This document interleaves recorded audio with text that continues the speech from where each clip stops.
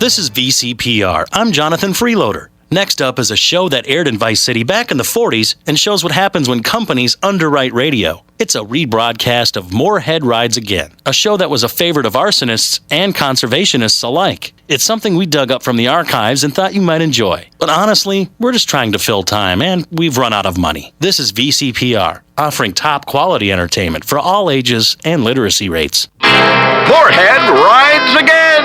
Gordon Moorehead and the Exploding Breasts. This episode of Moorehead Rides Again is brought to you by the Vice City Broadcasting System in association with the Friendly Napalm Company of Florida. Because when you need to clear the bush, our napalm is your best friend. First, let me ask you something. How would you like to have a beautiful bronze medal of membership to show you're a special friend of Gordon Moorehead and a bona fide member of his new 1946 Public Protection Team?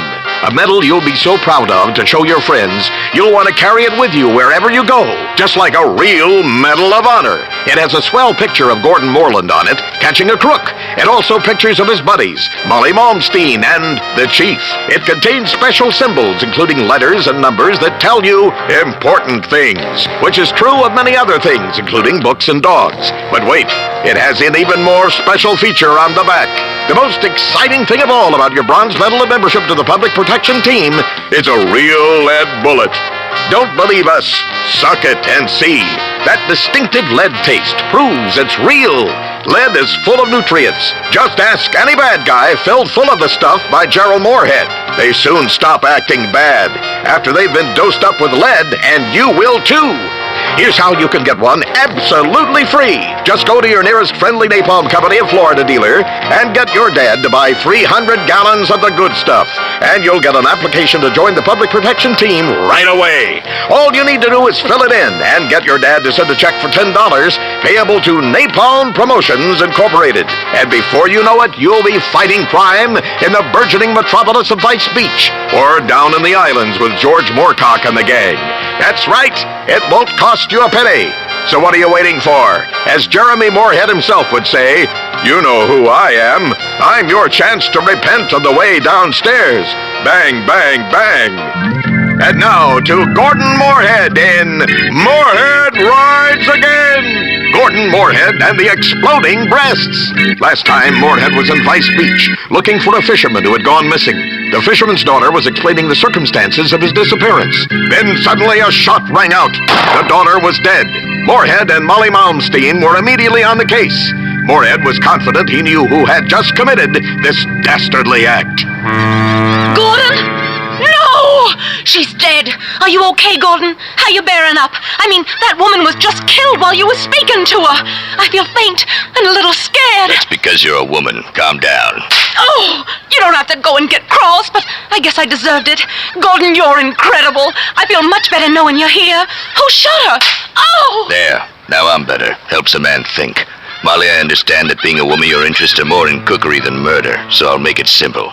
I bet you're thinking it was the same criminal gang who was holding the old fisherman. Why, yes. Yeah, that's why you'll never be a man. It wasn't. It wasn't? No. So who shot this fisherman's daughter? I did. You? But, why? The fact is, Molly, there are a lot of things you don't understand with that darn poisonous estrogen coursing willy-nilly through your veins. With her father missing, that girl was now an orphan, and a girl without parents is 5 times more likely to end up a prostitute, a fallen woman who ruins American marriages, or worse. Oh, that's terrible. I know. So I shot her and threw the heater in the river. I saved her from herself and the rest of society from the kind of filth that preys on the loins of American men. Gordon, you're so brave. Only a man would know such things. What about the fisherman? I'll tell you what. With his only daughter dead, those kidnappers who have taken the fisherman have no one to blackmail. They'll soon have to release him. When they do, we'll be ready. Gordon, you're amazing. Ow! Don't get cocky. I was just doing my job. Look, there's something else you've missed, Molly. What? Before she was tragically killed, the daughter said her father was unarmed and never wore a gun. You know what that means? Yes. That's right, Molly. It means he's a sissy. I imagine when he hears his daughter is dead, he'll cry. What kind of a man cries, Gordon? I don't know. One that loses wars, I think. Probably the kind of man who raises a $2 tramp for a daughter, Molly. A very sick individual, and probably a communist. I don't like to express strong emotions, but I think I hate this fisherman, Gordon. Don't hate him, Molly. Pity him, and help me kill him. Oh, I shall.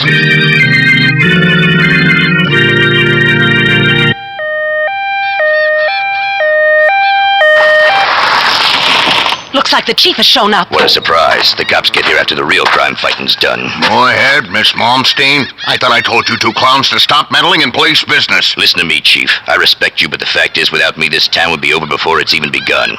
Vice Beach should be a peaceful place, full of genuine people, and Americans. But while searching for this fisherman, we've uncovered a ring of illegal communists and almost worse.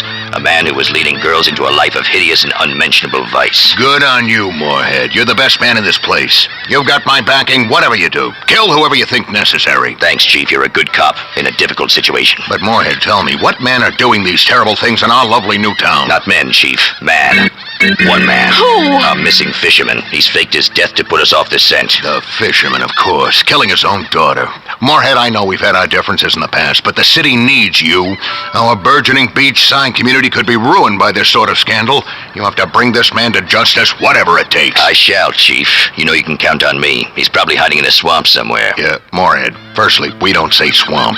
We say attractive wetland countryside right on your doorstep should you decide to move to our beautiful part of the world. Sorry. Secondly, if you're heading into the swamp, you'll probably need some help. Me? Help? I'm Gordon Moorehead, not some rusky, Chief. I mean this kind of help. Friendly napalm. It's great for all your tree and flesh-burning needs. Ooh, you mean friendly napalm is great at fighting crime as well as all the other handy uses it can be put to? That's right, I do. As a policeman and a father and a proud American who served in 2 wars. Amen. I use friendly napalm for all my napalm needs. There's nothing like a substance that sticks to your skin and roasts you alive to make you rethink your current political or economic system. Cheers, Chief. See you later. But Gordon, wait, I'm coming too. No, Molly, it's too dangerous for girls, even game little terriers like you. I insist. I may be weak and irrational and moody at times, and for 25% of the month I'm completely unbearable to be around, but I'll do anything for justice, anything at all. Besides, who else are you going to talk to?